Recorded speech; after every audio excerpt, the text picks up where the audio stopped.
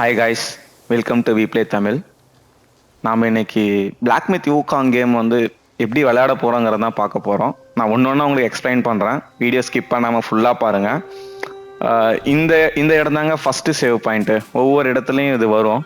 ஆட்டு வளர்த்துனா நமக்கு சேவ் பாயிண்ட்டுங்கிறது நம்ம உள்ளே போனாலே போதுங்க, அது ஆட்டோமேட்டிக்காக சேவ் ஆகிடும். அது அவ்வளோதான். இப்போது ஸ்டார்டிங்கில் வந்துட்டு நமக்கு தெரிஞ்சிக்க வேண்டிய ஒரே விஷயம், இங்கே சைடில் பாருங்களேன், கீழே பிளட்டு ஒயிட் கலரில் இருக்கும், ப்ளூ கலரில் இருக்கிறது தாங்க மானா பவர். அது வந்து நம்ம இந்த ஆட்டு அழுத்தி பிடிச்சிட்டு பாக்ஸு எக்ஸு இது ஒன்று ஒன்றுக்கும் ஒவ்வொரு பவர் கிடைக்கும். அது யூஸ் பண்ண கொஞ்சம் கொஞ்சமாக கன்சியூம் ஆகிட்டு அந்த ப்ளூ பவர் குறையுங்க. அதுக்கு கீழே இருக்கிறது நமக்கு ஸ்டாமினாங்க. நம்ம இப்படி ஜம்ப் பண்ணும் போதோ இல்லை அடிக்கும் போதோ ஸ்டாமினா லெவல் குறைஞ்சிட்டே இருக்குங்க. நான் ஃபஸ்ட் டைம் விளையாடும் போது நான் ஃபேஸ் பண்ண விஷயம், இங்கே பாருங்கள், ஃபுல் பாக்ஸ் நான் போடுறேன். லாஸ்ட்டாக ஹெவி அட்டாக் வருது பார்த்தீங்களா, அது ஸ்டாமினா இருந்தால் மட்டும்தாங்க வரும், ஸ்டாமினா இல்லைனா வராதுங்க.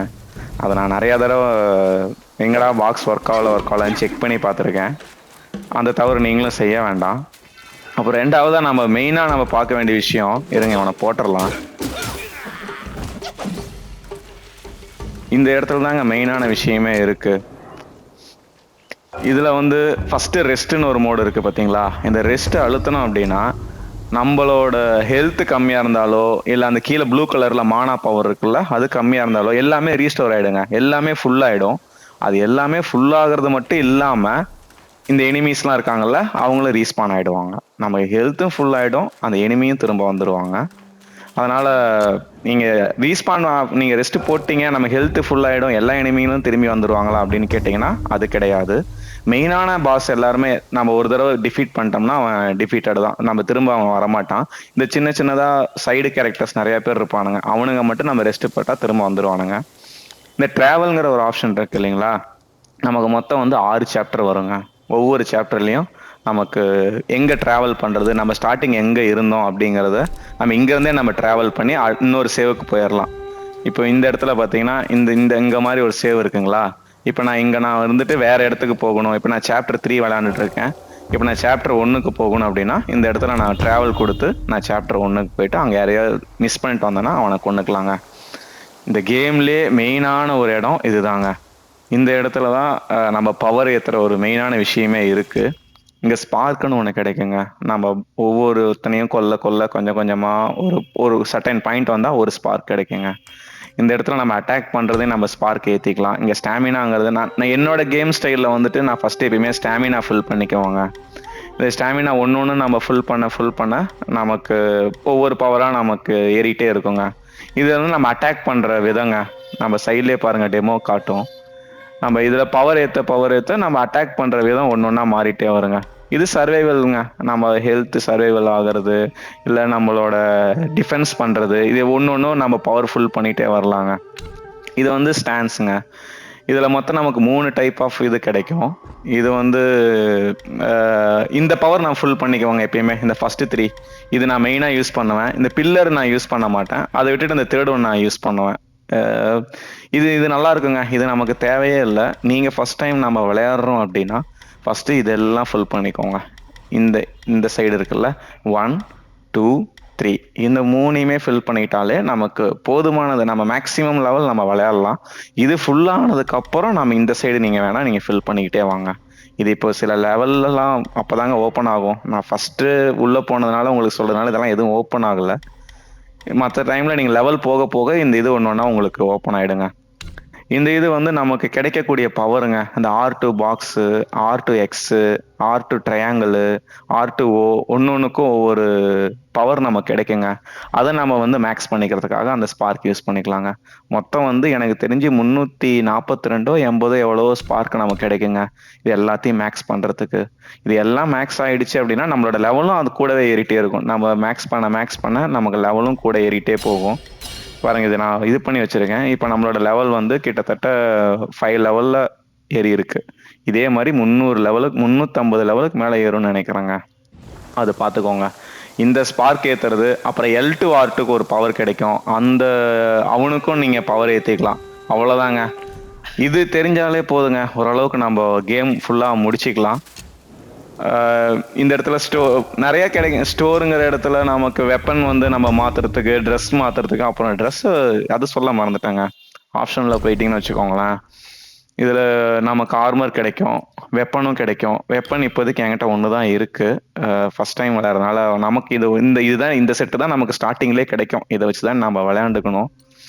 இந்த வெப்பனில் நமக்கு ஹெட்டு, அப்புறம் செஸ்ட்டுக்கு, ஆர்முக்கு, அப்புறம் நம்ம லெக்குக்கு ஒன்றுக்கும் நமக்கு ட்ரெஸ் கிடைக்கும். அந்த ட்ரெஸ்ஸுக்கு தகுந்த மாதிரி நமக்கு நம்மளோட டிஃபென்ஸு, அட்டாக்கு, ஸ்டாமினா, டார்ஜ் பண்ணுறது எல்லாமே நமக்கு ட்ரெஸ்ஸுக்கு தகுந்த மாதிரி மாறிட்டே இருக்குங்க. இதில் மேக்ஸ் லெவல்னு எதுவும் கிடையாதுங்க. ஒரு 2-3 பேர்த்தோட ட்ரெஸ்ஸு நல்லா இருக்குங்க. ஒவ்வொரு ட்ரெஸ்ஸுக்கும் ஒவ்வொரு பவருங்க. நம்ம இந்த ட்ரெஸ்ஸு பெஸ்ட்டு, இந்த ட்ரெஸ்ஸு பெஸ்ட்டுலாம் சொல்ல முடியாது. என்னை பொறுத்த வரைக்கும் எல்லா ட்ரெஸ்ஸுமே பெஸ்ட்டு தாங்க. ஒவ்வொரு ட்ரெஸ்ஸுக்கும் ஒவ்வொரு பவர் இருக்குங்க. ஒன்று QI லெவல் அதிகமாகும். ஒன்று வந்துட்டு எனிமி நம்மளை எவ்வளோ தான் அட்டாக் பண்ணாலும் நம்ம ஹெல்த்து குறையாது. இன்னொரு ஹூகாங்கோடது கிரிட்டிக்கல் அட்டாக் அதிகமான ஒரு இதாக இருக்கும். அவ்வளோதாங்க. மீதி நான் நெக்ஸ்ட் வீடியோவில் சொல்கிறேன். ஸ்டார்டிங் பேஸாக விளையாடுறவங்களுக்கு ரொம்ப மெயினாக நான் திரும்ப சிம்பிளாக சொல்கிற ஒரே விஷயம், இந்த ஒயிட் கலரில் இருக்கிறது பிளட்டு. நம்ம L1 அழுத்தினா ஹெல்த் கன்சியூம் பண்ணுவான், அது ஒன்று. அப்புறம் ப்ளூ கலரில் இருக்கிறது மானா. R2 பாக்ஸோ இல்லை எக்ஸோ நம்ம யூஸ் பண்ணுறோம் அப்படின்னா, பாருங்க யூஸ் பண்ணுறோன்னா நமக்கு பாருங்கள் மானா கொஞ்சம் குறையும். அப்போ நான் போய் அட்டாக் பண்ணுறேன் அப்படின்னா நமக்கு அட்டாக்கிங் தகுந்த மாதிரி ஸ்டாமினா குறையும். ஸ்டாமினா ஃபுல்லாக குறைஞ்சிருச்சு அப்படின்னா ஹெவி அட்டாக் போட மாட்டான். அப்புறம் மெயினான ஒரு விஷயம், முக்கோணம் அழுத்தினா ஹெவி அட்டாக் போடுவான். அந்த சைடில் ரவுண்டு மாதிரி இருக்குல்ல, அது ஃபுல்லாச்சுன்னா, ஒரு வேளை ஃபுல்லாக இல்லைன்னா முக்கோணம் ஹோல்டு பண்ணால் அது சார்ஜ் ஆகும். அப்படியே ரிலீஸ் பண்ணிங்கன்னா அந்த ஹெவி அட்டாக் அவன் போடுவான். அவ்வளோதான். அப்புறம் அந்த சைடில் இருக்கிற மெடிசன்ஸ் இருக்குது பார்த்தீங்களா, அந்த பட்டன்ஸ்க்கு, அந்த மெடிசன்லாம் நான் கடைசி வரைக்குமே யூஸ் பண்ணலைங்க. அது ஒன்றும் பெருசாக இல்லைங்க. கேம் ஒரு தடவை முடிச்சுட்டா கடைசியாக சேலஞ்ச் விளையாடும் போது வேணால் நமக்கு அது யூஸ் ஆகும். மற்றபடி வேறு எதுவும் பெருசாக எதுவும் இல்லைங்க. கேம் கொஞ்சம் கஷ்டமாக இருக்கிற மாதிரி தான் இருக்கும். ஆனால் நம்ம கரெக்டாக நம்ம விளையாண்டோம் அப்படின்னா கேம் போக போக நமக்கு ரொம்ப பிடிச்சிருங்க அந்த கேம். இப்போ பாருங்கள் 2 பேரும் கொண்டுட்டேன். இப்போ எனக்கு கொஞ்சம் ஹெல்த்தும் மானா பவரும் கம்மியாக இருக்குது. இப்போ பாருங்கள் நான் ரெஸ்ட்டு போடுறேன். எனக்கு இங்கே சைடில் ஹெல்த்து கொடுவையும் ஃபுல்லாகிடும், மானாவும் ஃபுல்லாகிடும். அந்த 2 குழந்தைங்களும் வந்துடுவானுங்க. இவனுங்களை இப்போ அடிக்க தேவையில்லைங்க. நான் நான் ஃபஸ்ட் டைம் விளையாடும் போது ஒருத்தன் என்னை பயங்கரமாக கடுப்பேற்றிட்டாங்க. அவனை விட்டுட்டே போயிட்டான். இவனை அடிச்சிடலாங்க, இல்லைன்னா இவன் நமக்கு ரொம்ப தொந்தரவு கொடுத்துருவான். ஒண்டர்விங் வெஸ்ட்ன்னு சொல்லிட்டு வருது, சரியா ப்ரொனவுன்ஸ் பண்ணானான்னு தெரில. இதோ அவரு தாங்க. கடைசி வரைக்கும் நான் அவனை கொல்லவே இல்லைங்க, கொல்லாமல் போயிட்டேன். அவர் திரும்பி பார்த்தா ஆள் இல்லை. இவனோட சோல் நமக்கு ரொம்ப முக்கியமாக இருக்குங்க, நிறைய இடத்துல நமக்கு யூஸ் ஆகுங்க. இவனை வேணா இப்போ நான் கொல்ல ட்ரை பண்ணுறேங்க. பாருங்கள், இப்போ எனக்கு ஸ்டாமினா குறைஞ்சிருச்சு, எனக்கு அந்த ஹெவி அட்டாக் போட முடியல.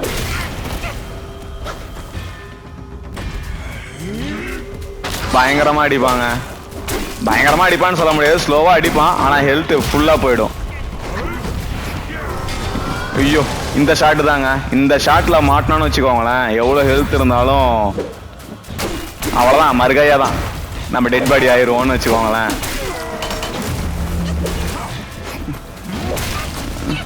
சுற்றுன்னு சுற்றுறாங்க. கீழே விழுந்துட்டாங்க. இப்படி கீழே விழுந்துட்டானா நீங்கள் அடிச்சிருங்க, அவன் எந்திரிச்சுனா எதுவுமே இது பண்ண மாட்டான். ஓ, இது வேற இல்லையா? ஐயோ, கொன்றுவானோ. அவ்வளோதாங்க, ஹெல்த்து காலிங்க. இதில் பிளாக் பண்ண முடியாதுங்க இந்த கேமில், சொல்ல மறந்துட்டேங்க. நம்ம அழுத்தி கரெக்டான டைமில் டார்ஜ் பண்ணிடணுங்க. டார்ஜ் பண்ணுறதுலாம் விஷயமே இருக்குது, மற்றபடிலாம் வேற. பாருங்க, ஜஸ்ட் மிஸ்ஸுங்க, மாட்டியிருந்தா அவ்வளோதான். இன்னைக்கு நமக்கு அவன் பால் ஊற்றிடுவான். இந்த ஹெவி அட்டாக் கண்டினியூஸாக போட்டோம்னா வேலை முடிஞ்சிருங்க.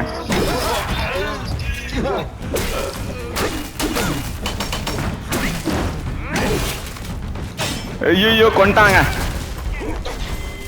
தேவையில்லாத ஒரு ஹெவி அட்டாக் போட்டாங்க. இந்த தப்பு தாங்க செய்யவே கூடாது. அவன் அடிக்கும் போது நம்ம அடிக்க போனோம்னா அவ்வளோதான். அது எப்படி நம்ம அடி அவன் மேலே விழுகிறதுக்கு முன்னாடி அவன் அடி நம்ம மேலே விழுந்துச்சுன்னா நம்ம முடிஞ்சிட்டோம். இதுக்கு மேலே அவன் மூச்சு காற்று நம்ம மேலே பட்டா கூட நம்ம செத்துருவோங்க. ஹெவி அட்டாக் இருக்கு, போடுவோம். செஞ்சுட்டாங்க. ஐயோ, சரிங்க, கேம் எப்படி விளையாடுறதுன்னு உங்களுக்கு சொல்லியிருக்கேன். ஏதாவது டவுட்னா கமெண்ட் பண்ணுங்க, லைக் பண்ணுங்க, ஷேர் பண்ணுங்க, மறக்காம சேனல் சப்ஸ்கிரைப் பண்ணுங்க. ரொம்ப நன்றி. தேங்க்யூ.